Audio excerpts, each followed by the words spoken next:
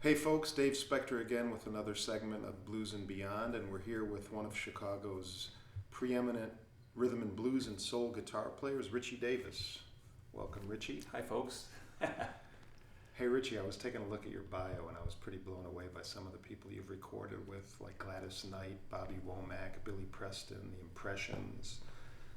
Could you tell me about some of those early sessions? Yeah, a lot of that stuff was jingle work, so I thought it would look good on the bio, but technically I did do sessions for them. But some of the stuff I actually played. One of the first things I did, my brother made a movie called Stony Island that very few people have ever seen, but it was kind of like The Commitments, but Chicago style. This was, we're talking about 77. And Billy Preston was in town, and we filmed with him, so that was the Billy Preston thing. Yeah.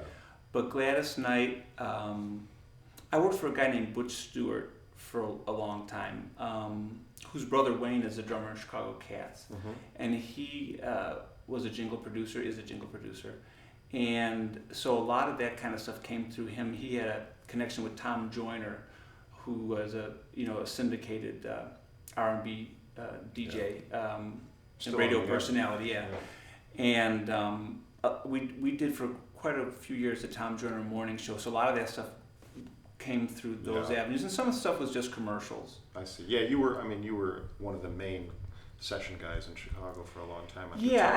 There was a point when I picked up the guitar in high school, and then Stony Island sort of was the catapult to make me decide, well, I think maybe I want to really try and do this for real, because I was a biology major at University of Illinois in 1975, and then took a couple years off to really take guitar lessons and sort of hang out and jam, and sort of got the bug, to maybe think about really doing this, and moved out to LA, and I went to music school, Dick Grove music workshops. I took private lessons from guitar players, may know, if not Google them up, from Ted Green and Jimmy Weibel, they were way over my head, but it was just nice hanging out and taking lessons from them.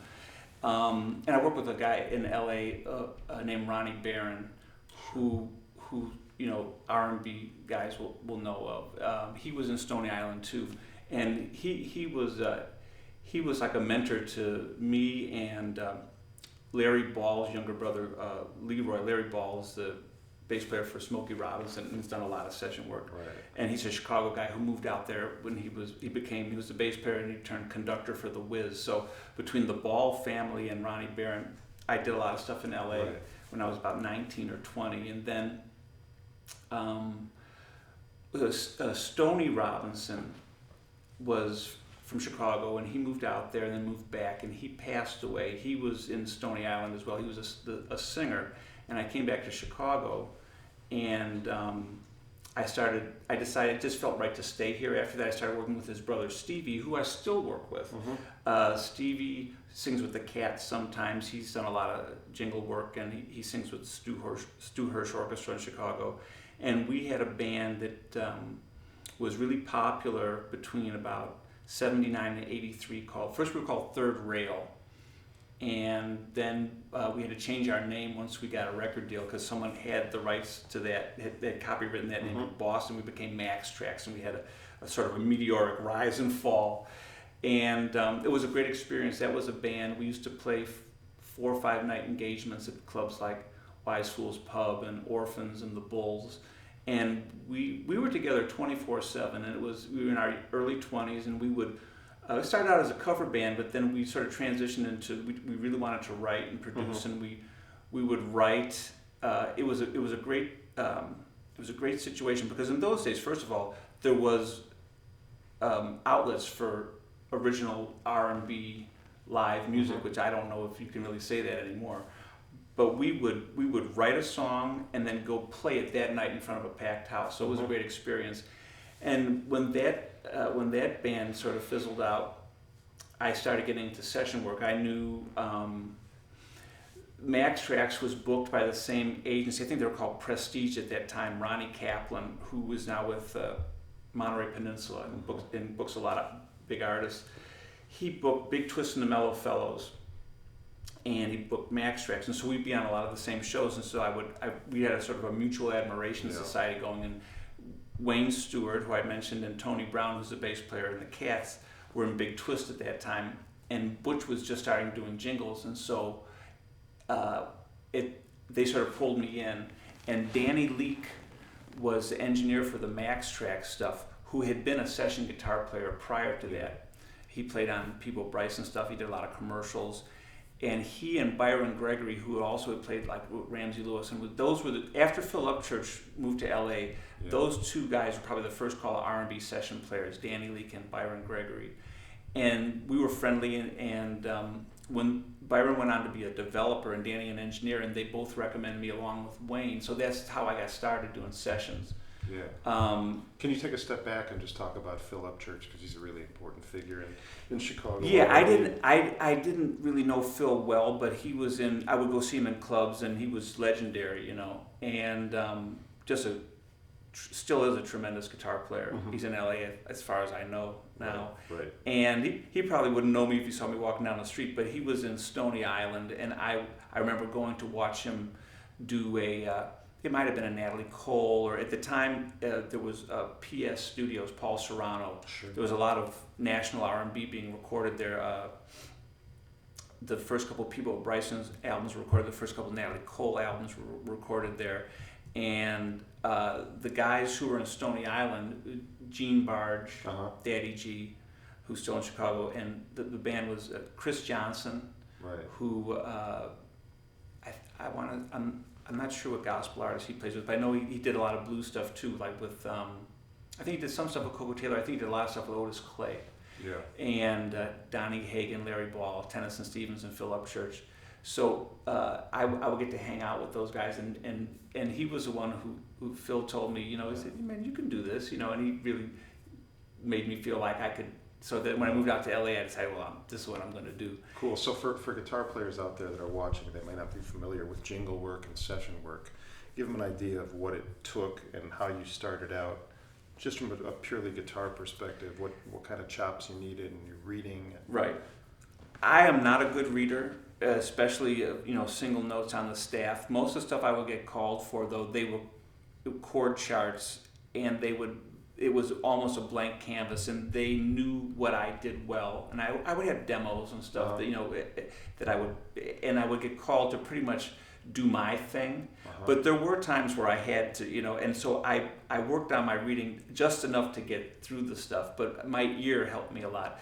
There were guys at that time who were great readers. I mean, Pat Ferrari was from the old school, and my contemporaries who were great readers, like Craig McCreary and Bill Rupert and Billy Panda, and Tommy Jallo. I don't know how great a reader he was, but just incredible guitar player and big ears. So what was you talked about what your specialty? My specialty. They called me to do the R&B stuff, right. Or just anything that they sort of perceived as needing, solid rhythm guitar. Right. And that was, and when stuff was really going well, and all the other guitar players, the first call, sort of as we would refer to as general market guys doing the rock stuff and stuff that maybe they didn't think was R&B. When those guys were booked, then I would get those calls too, and then I would be able to sort of display that I could do other styles beside R&B.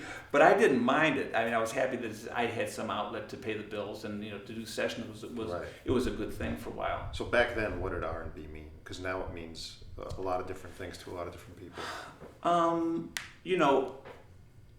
It could be anything from being able to sound like Steve Cropper to Prince to Earth, Wind and Fire to, there was a period, especially after Pulp Fiction, where I was on Wawa every day sounding like a Starsky and Hutch soundtrack.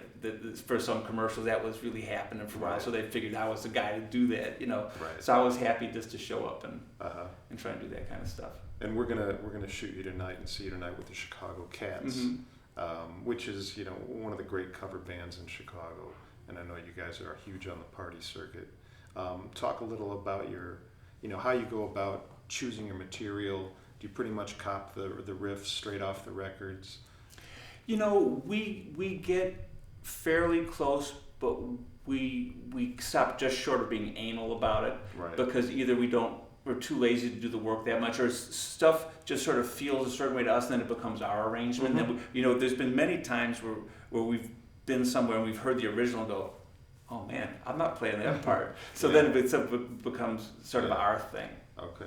And you must have a pretty versatile rig to be able to get a lot of different kinds of sounds. Yeah, I probably could do with a fraction of what I've got, but I like just effects and things, even though I use them very sparingly. But it's nice to have all that stuff. So I have a couple different pedal boards, but it's all sort of analog stuff and vintage stuff and boutique-y stuff that I like all that stuff. I don't know if it makes that much difference. I've done plenty of gigs with just plugging in a guitar straight in the amp and I can get it done for what I need to do. But it's nice to have some of that stuff some of the time. But Cool. I mean, I've always seen you play Strats, and I know you're a big fan of P90s because we always talk about them. And I think you have a P90X out there tonight.